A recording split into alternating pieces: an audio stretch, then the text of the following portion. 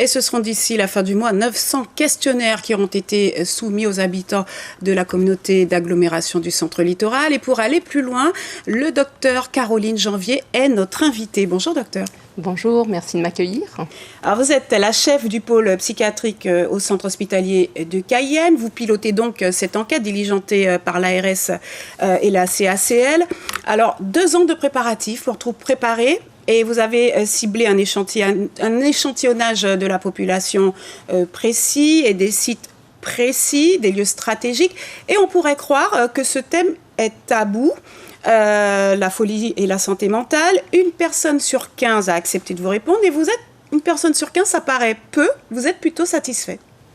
Oui, effectivement, on est satisfait et on a été surpris du bel accueil que nous a réservé les Guyanaises, les Guyanais, lesquels on est allé à leur rencontre. 1 sur 15, ça peut paraître faible, mais le questionnaire était long, vous l'avez précisé, énormément de questions. Donc c'était souvent la contrainte du temps qu'il fallait nous consacrer, qui générait des refus de participer, pas de la réticence, plus un manque parfois de disponibilité pour nous accorder ce temps.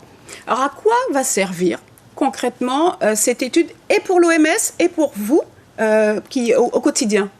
Alors, pour nous, c'était vraiment important, le Conseil intercommunal à santé mentale de la CACL, le pôle de psychiatrie du centre hospitalier de Cayenne, de donner la parole à notre population et qu'ils nous partagent leur vision, vous l'avez dit, de la folie, de la maladie mentale, de la dépression, pour confronter un petit peu les discours. On a l'habitude d'avoir un discours scientifique, on parle de savoir scientifique, ce qu'on apprend dans les livres, sur les bancs des écoles et des universités, mais on considère qu'il y a des savoirs aussi au sein de notre population. On va parler de savoir populaire, de savoir communautaire, de savoir traditionnel.